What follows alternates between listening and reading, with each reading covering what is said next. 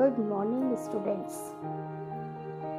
बहुत लंबे अंतराल के बाद आज हम लोग फिर एक साथ इकट्ठे हुए हैं। कक्षा 8 के बाद आपने एक बहुत लंबी छुट्टियां मनाई हैं और अब हम धीरे धीरे कक्षा 9 की तरफ अग्रसर हो रहे हैं। कक्षा 9 कक्षा 8 से कुछ अलग है। सबसे पहले तो इसमें आपको मैं ये बता दूं कि इसमें आपकी हिंदी की 2 पुस्तकें हैं, एक स्पर्श और एक संचयन।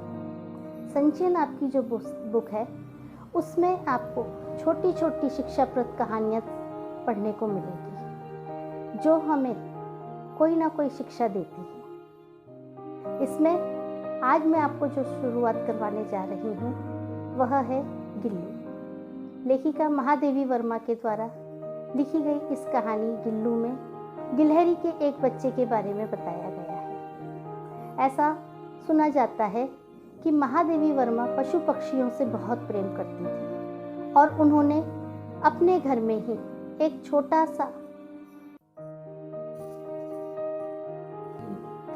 छोटा सा चिड़ियाघर बना रखा था जिसमें तरह तरह के पशु पक्षी देखने को मिलते थे। उन्हें पशु पक्षियों से इतना प्रेम था कि पशु पक्षी भी उनकी बात को आसानी से समझ जाते थे।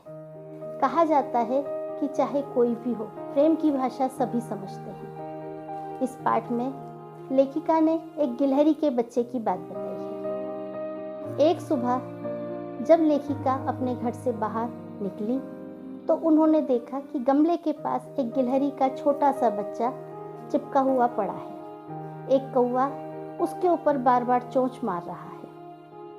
लेखिका ने उस गिलहरी के बच्चे को जब पास में जाकर देखा तो देखा वह घायल हो चुका है। उन्होंने उसे उठाया और घर के भीतर लेकर आए। अंदर लाने के बाद उन्होंने उसके घाव को साफ किया, उस पर मरहम लगाई। उनके परिवार के लोगों ने कहा कि ये इतना अधिक घायल हो चुका है कि ये अब नहीं बचेगा, परंतु लेखिका फिर भी उसका उपचार और देखभाल करती रही। वह उसके घावों पर मरहम लगाती, रुई की बत्ती से उसको दूध पिलाती और धीरे धीरे लेखिका के उपचार, देखभाल और प्रेम से उस गिलहरी के बच्चे को पुनः जीवन दान मिल गया। जैसे ही वह स्वस्थ हुआ, वह लेखिका से बहुत अधिक स्नेह करने लगा और वह उन्हीं के साथ पूरा समय रहता। पूरा समय वह लेखिका के आगे पीछे ही घूमता रहता। लेखिका ने एक बार यह देखा कि गिलहरी का बच्चा खिड़की से बाहर निकलने की कोशिश कर रहा है।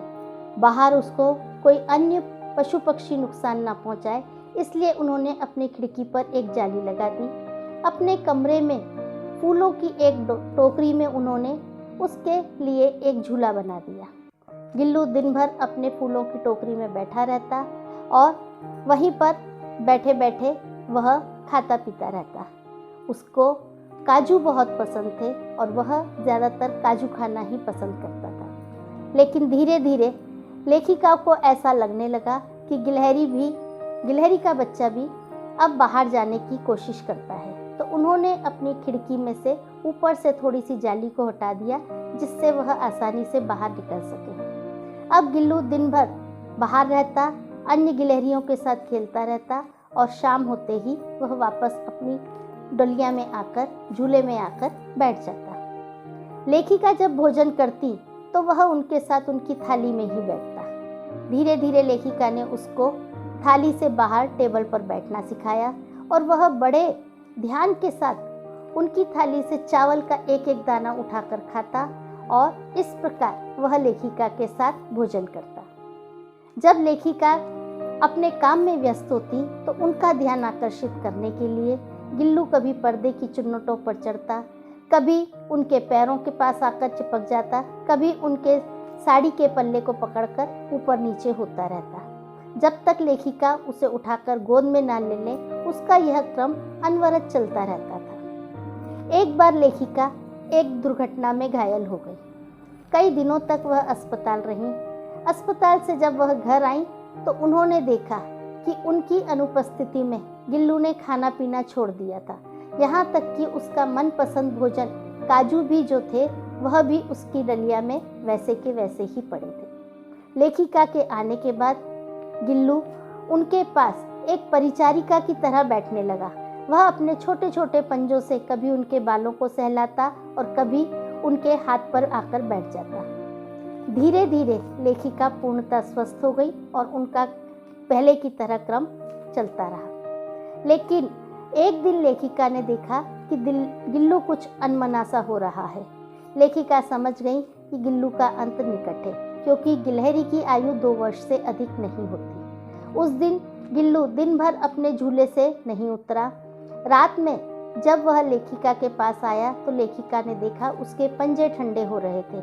उन्होंने कमरे में हीटर जलाकर उसके शरीर को गर्म करने का प्रयास किया, परंतु सुबह होते होते गिल्लू अपने प्राण गंवा चुका था और एक नई दुनिया में चला गया था।